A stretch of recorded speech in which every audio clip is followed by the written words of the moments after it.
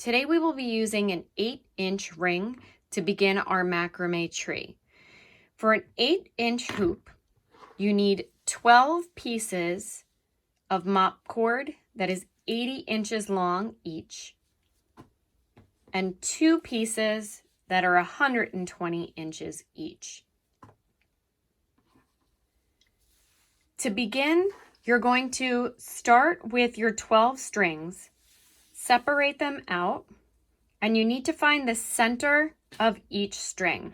So I like to, before I begin working, take each string, separate it from the group. This takes a little bit to get them untangled. Find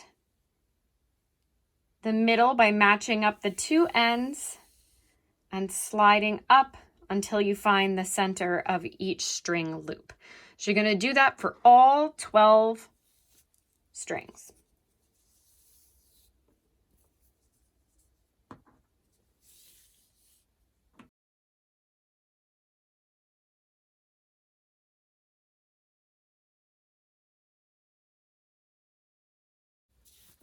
So I have the center of all 12 pieces ready to go. I'm also going to do the same thing with my 2 longer strings, being careful not to confuse these with the 2 shorter ones because we're going to be attaching these in a different area. So again, locate the ends. Now these are a lot longer. So locate the middle.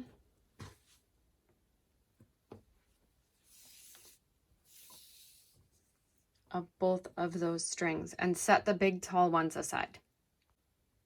To begin creating the branches for the tree, we're going to start with the shorter strings.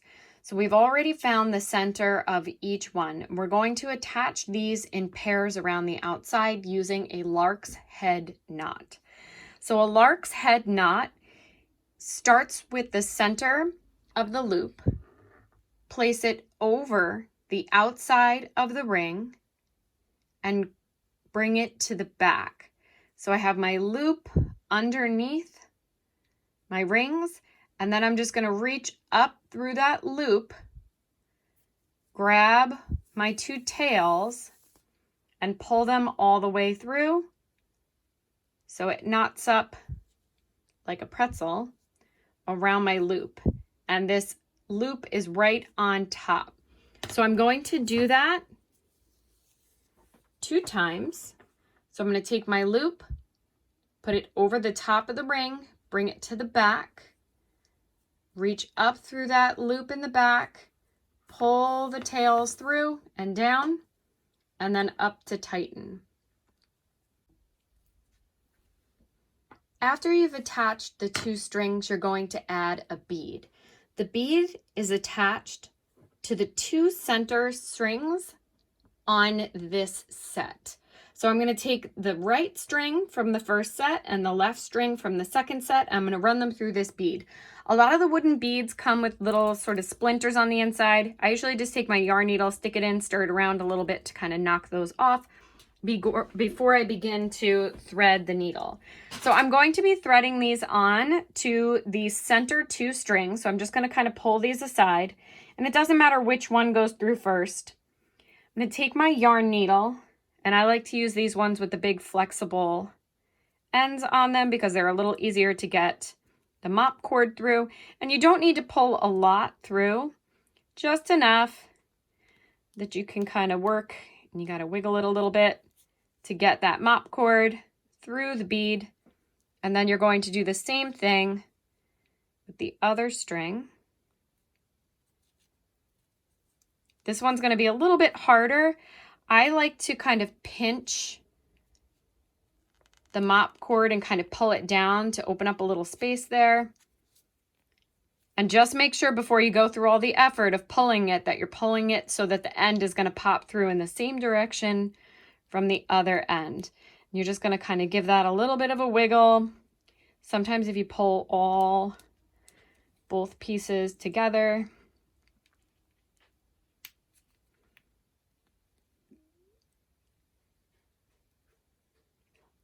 they'll start to come through.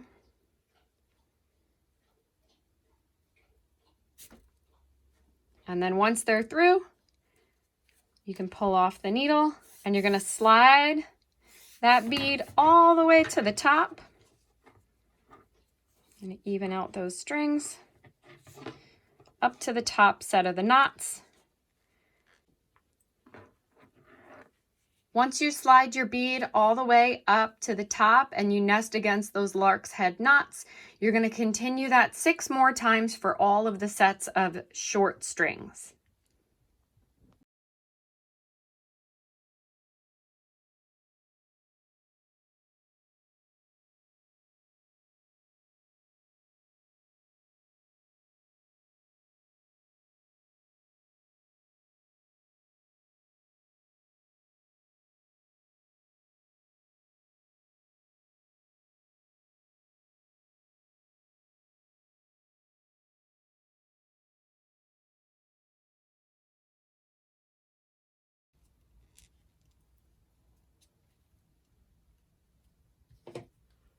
I'm having some trouble getting my needle through here, so I'm just going to use a pair of pliers to kind of help me with my grip.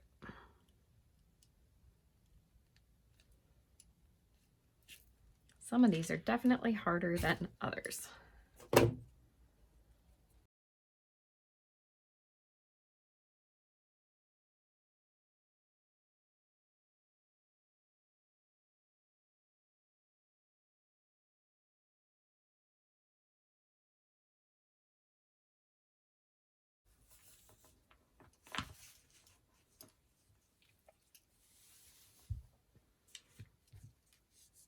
Okay, so I've just completed my 6 sets of the short strings, and I have 1 bead left and 1 more set of strings, which are the long strings.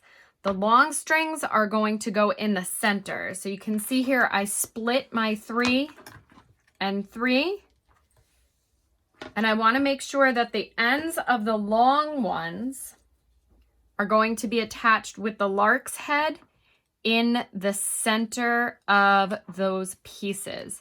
So it's still the same wrap, loop goes over the top, grab the long ones. The only difference is these are very long, so you're going to be pulling for a while.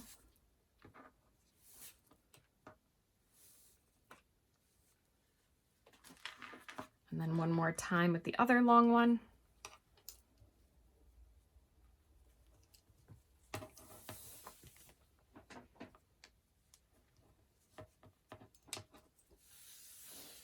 And then one more time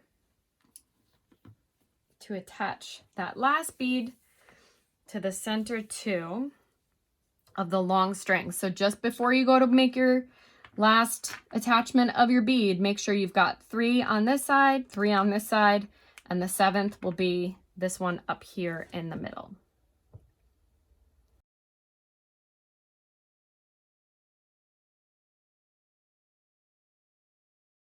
And the last step will be to straighten out all of your strings.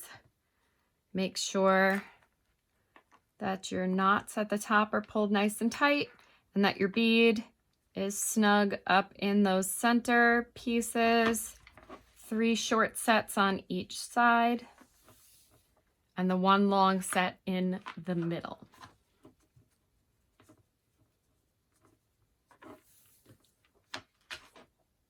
The next step is going to begin creating the knots on each one of the branches.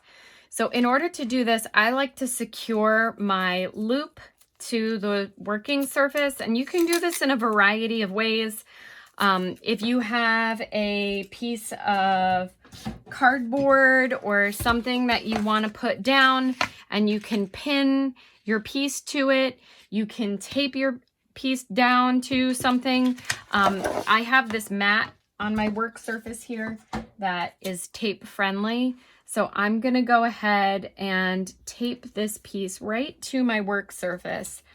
If you don't want to tape to your table, you can put a book underneath, just something that you can tape the piece down so that it stays put.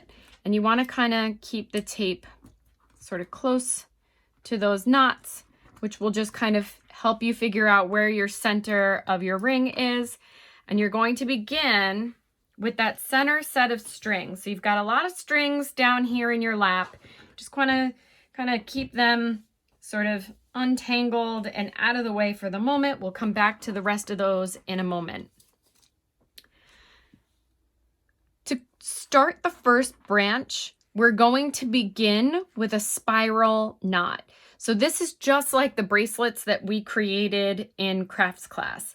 You're going to start with your 2 outside strings, which are your weft, and your 2 short ones, or well, in this case, they're the same size, but remember they were our short ones when we made our bracelet.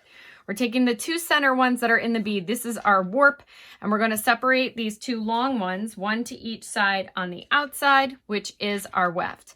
If you would like to add another piece of tape just to kind of hold those warp pieces still for a few knots, you can, but it's not necessary if you're comfortable working without it. So I'm going to start with my string on the right, and remember the spiral knot is loop with the weft on the right, line goes over the top with the weft on the left. You're going to reach down through the loop on the right side under the warp that is taped to the table, and you're grabbing for the bottom of the line, so underneath where they cross over. So I'm going to hold these so I don't get them confused here. I'm going to reach down through the loop under the 2 taped to the table, grab the bottom of the line, pull that long piece all the way through, and pull up and tight so that it snugs up against the bead. So I'm working with square beads, so I just want to make sure that my bead is sitting flat and that my knot is nice and snug, so it's holding nice and tight right around that. So I just completed 1 spiral knot.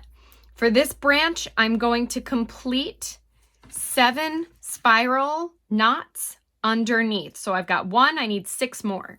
So loop on the right, line goes over the top on the left, reach down through the loop, under the 2 taped to the table, grab the bottom of the line, pull through, pull up and tight. 2.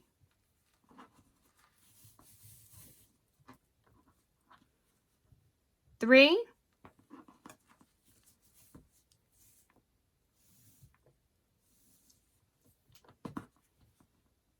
4. And it's going to spin. That's exactly what you want.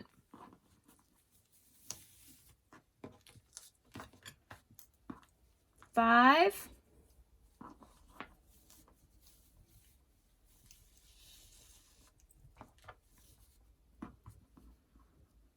6.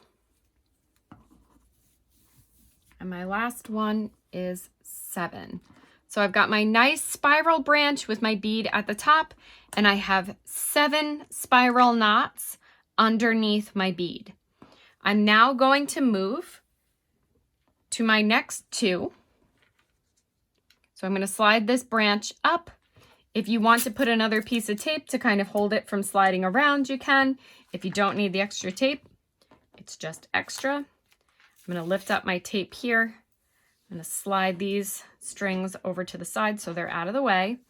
And I'm going to begin working on the spiral for my second set. Now you don't want to pull it straight down as you're working because all of these are going to be branches that are eventually going to lean into the center. So you kind of want to add the macrame knots to them at a slight angle. So if it helps you to keep it straight and you want to lift it and sort of rotate it a little bit, you can do that. Or if you're okay working slightly to the side, that's fine too. I'm going to rotate it for this one, but the rest of it I'll probably just keep straight. So I'm going to tape down my 2 warps, and I'm going to do the same thing underneath this second bead. The only difference is instead of doing 7 spiral knots, now I'm going to do 9. So it's the same knot repeated. The only difference is how many I'm putting on this one. So nice and snug, 1.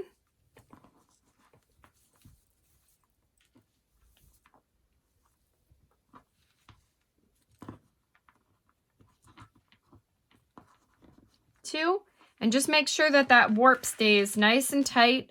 You can see that one kind of bubbled up in there. I was able to kind of pull that out. You don't want the warp to bubble inside your knot. So if you see that starting to happen, my tape here, this yarn is, mop cord is very fuzzy. It wears out your tape really quick. I'm going to add another piece there. So 1, 2, 3. If you lose track, you can just count those bumps down the center. 4.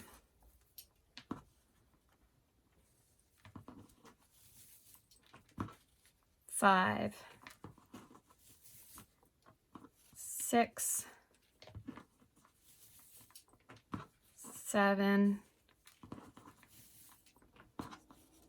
8,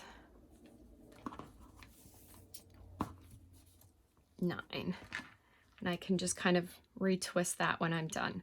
So that was my second set. So this was the longest one with 7. This one has 9. I'm going to move over to my next set, which will have 11.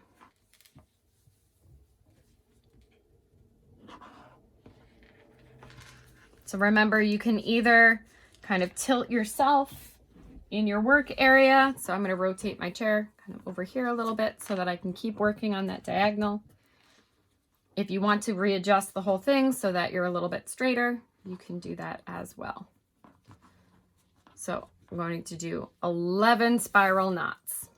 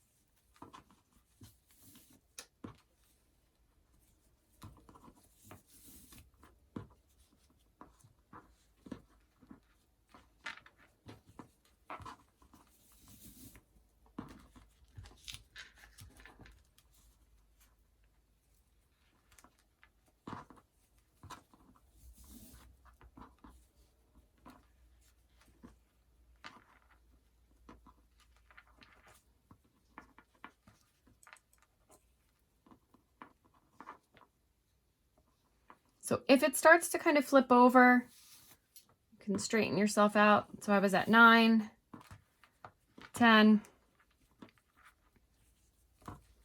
11. So I've got my 11. And then I'm going to move to my last one. I'm going to get some new tape.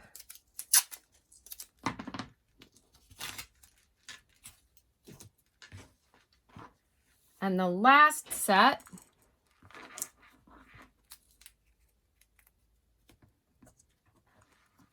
is 13 spiral knots.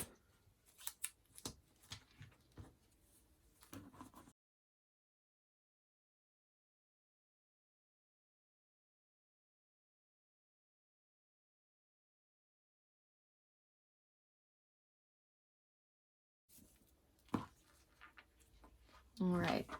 So I've got 7, 9, 11, and 13. Now I'm going to do the same thing on the other side. So I have 7, 9, 11, and 13.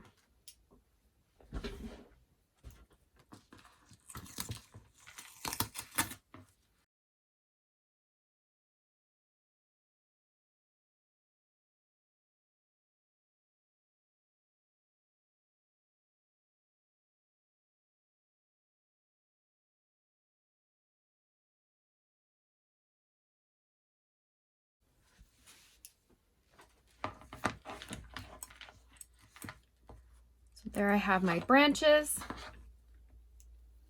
7 spiral knots on the center, 9 on the next side out, 11, and 13.